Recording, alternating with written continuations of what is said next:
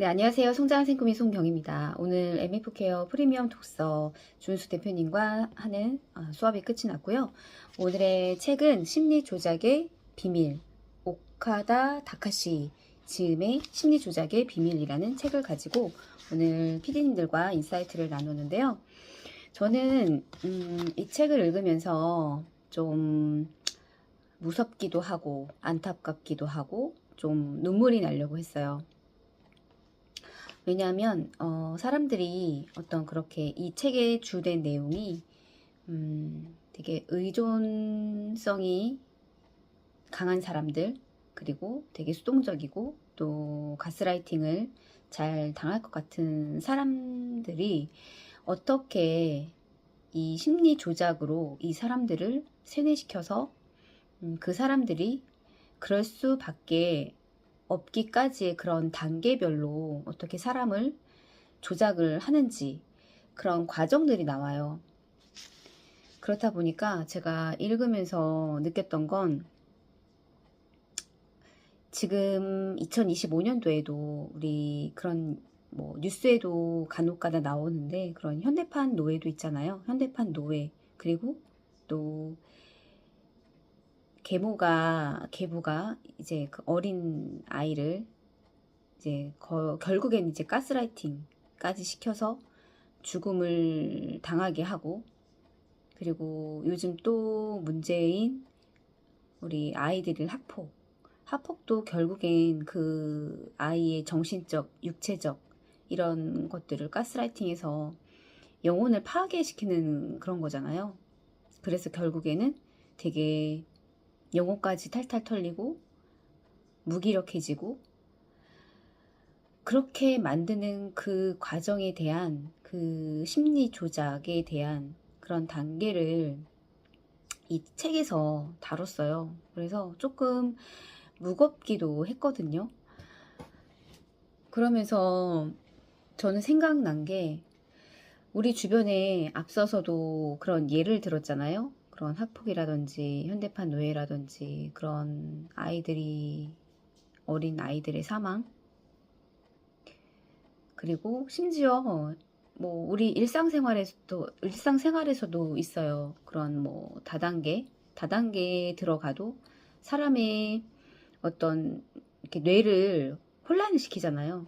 여러 가지 정보들을 막 주입시켜서 사람들이 어, 틈새 구멍으로 빠져나갈 수 없는 어떤 그런 정신적으로 혼란을 주어서 그게 맞는 것처럼 그렇게 만드는 그런 다단계도 생각이 났고, 저 역시도 그런 경험을 했던 것이 이제 좀 생각이 났어요. 제가 대학을 24살 때 이제 들어갔는데, 대전에 있는 이제 학교를 제가 다녔거든요.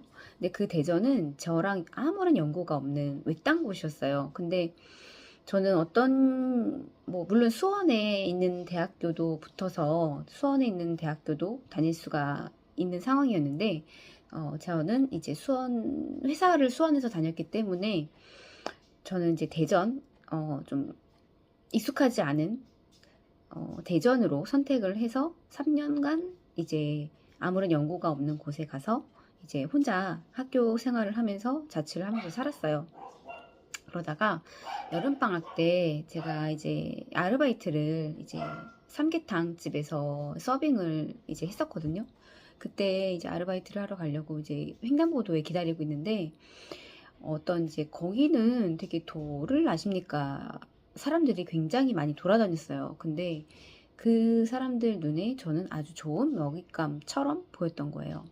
근데 저 자신 자체가 좀 의존적이기도 하고 또 수동적이기도 하고 또 관심 또 사랑 이런 거에 좀 되게 고팠던 사람 중에 하나였었거든요.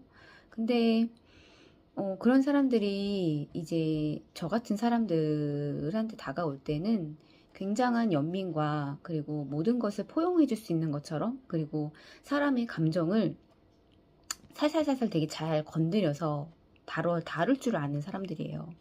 그렇다 보니까 거기에 저도 모르게 또 내가 지금 이런 상황이지 되게 타협하게 되고 합리화하게 되면서 저도 모르게 이제 잠깐 빠졌다기보다는 그들이 원하는 어떤 뭐 제사를 지내야 된다, 혹은 어떤 그런 무슨 단체로 무슨 모임을 했던 게 있었어요. 근데 제가 거기 딱 한 번 따라간 적이 있었거든요. 정확하게 막 디테일하게 기억은 안 나는데 어린 아이들부터 어른들까지 굉장히 많은 사람들이 모였던 거가 지금 좀 기억이 나요. 그러니까 그렇게, 그러니까 정말 그런 것도 있었고, 또 그런 어떤 다단계 제품에 한번 제가 접하게 된 계기가 정확히 기억은 안 나는데 한번 이렇게 어, 빠졌다기보다는 제품을 구매를 했었어요. 제품을 구매를 했었고, 하지만 금방 이제 환불 처리를 하면서 그렇게 나온 적이 있었고, 한 번은 제가 회사 다닐 때 저희 그 상가에 사진관이 한 군데가 있었는데, 그 사진관의 사장님과 제가 좀 그래도 되게 그 많은 사원들 중에서 조금은 뭐 자주 연락하고 이렇게 지낸다는 친한 사이라기보다는 그래도 그 사장님께서 저를 좀 이쁘게 봐주셨던 것 같아요. 그러니까는 그런 감정이 어떤 막 남과 여와의 어떤 그런 이상한 그런 것이 아니라 그냥 사람과 사람으로서 그냥 뭐 그냥 좀 편하게 연락을 할 수 있었던 이제 그런 분이셨는데, 그분의 친구가 이제 대전에서 좀 멋진 차도 타고 되게 좀 괜찮은 지위였던 것 같아요. 근데 그때만 해도 어떤 그런 핸드폰에 관련된 어떤, 지금 돌이켜보니까 그것 또한 다단계의 일종이었더라고요. 그래서 거기랑 연결이 돼서 제가 잠깐 이제 교육을 받고 잠깐 이제 그랬던 기억이 나요. 아, 돌이켜보니까 그게 그거였었구나. 근데 뭐 이제 그 이상한 뭐 어떤 관계로 발전되거나 뭐 어떻게 뭐 크게 뭐 돈을 잃거나 그러지는 않았어요. 그런 것들이 결국에는 이런 사탄에 의한 어떤 그런 감정을 건드려서 되게 좋은 먹잇감에 제가 된 거죠. 좋은 먹잇감이 되었던 거죠, 제가. 그런 것들이 생각이 나고 또 이렇게 확인이 되더라고요. 이 책을 읽으면서. 그래서 아, 이게 정말 사람을 이렇게 감정을 건드려서 세뇌를 시켜가는 그 과정들에 저는 이렇게 발을 담궜던 거죠. 그러니까 더 깊게 더 세뇌당하지 않은 거죠, 다행히도. 그래서 지금 돌이켜보면 어떻게 보면 그래도 정말 나쁜 사람들을 만나지는 않았구나. 모르겠어요. 그 더 깊게 세뇌 당하기 전에 제가 빠져나와서일 수도 있겠지만, 그래도 아주 나쁜 사람들과 제가 연결이 돼서 더 뭐 못한 꼴이라든지 더 많은 어떤 그런 현금에 있어서의 손해를 본다든지 그러지 않아서 그나마 다행이었다. 라고 좀 느꼈던 것 같아요. 이 책을 읽으면서. 그리고 오늘 느꼈던 거는, 사실 오늘 준수 대표님께서 이런 말씀을 하셨어요. 우리는 누군가가 만들어 놓은 시스템에 의도를 하지 않던, 의도를 했던 간에 나도 모르는 사이에 그 살아가는 경우가 굉장히 많다고 해요. 그건 맞는 것 같아요. 우리는 누군가 만들어 놓은 시스템에 그거를 인지하지 못한 채 우리는 그냥 살아간단 말이에요. 심지어 예를 들어 주시는 게 그런 거예요. 우리가 뭐 아이들을 키우면서 뭐 그런 거 있잖아요. 이것만 하면은 뭐 줄게. 뭐 성적을 만약 예를 들면 뭐 성적 얼마를 받으면 시험에 이번에 시험을 잘 치르면 점수를 잘 받으면 뭐 보상으로다가 어떤 그러한 것들이 사람으로 하여금 기대 심리를 일으켜서 아, 그거를 받기 위해서 사람들이 그렇게 세뇌되어 가는구나 라는 것들을, 그러니까 제가 인지를 한 거예요. 그러니까 그것이 비유가 될 수 있겠다라고 생각을 못했던 부분인데, 오늘 또 이렇게 예를 들어주시니까 제가 알 수 있었던 부분이었고, 그리고 또 하나는 마케팅도 세뇌다 라고 말씀을 해주셨거든요. 근데 생각해 보니까 우리가 늘 노출되어 있잖아요. 우리가 TV를 틀어도 늘 광고가 매일매일 나오고 있고, 그리고 정해진 요일에 또 뭐 어떤 프로그램이 나오고, 이러한 것들이 어떻게 보면 우리는 세뇌가 되어 있단 말이에요. 근데 그거를 우리는 인지를 못하고 사는 거예요. 그만큼 사람들이 이렇게 모르는구나. 이렇게 사람들이 인지를 못하는구나. 그래서 이런 것들도 제가 오늘 수업을 받으면서 느꼈던 거예요. 그리고 그 마케팅이라는 게 신뢰를 쌓아가는 그런 과정 중이지만, 과정이 있고, 가장 많이 신뢰를 하는 건 접촉의 빈도가 많아야 신뢰를 얻는다. 그것이 익숙해져 있기 때문에. 근데 이게 또 저는 여기와 연결 지어서 이제 저는 그거 같아요. 콜드콜이 안 떠오를 수가 없었거든요.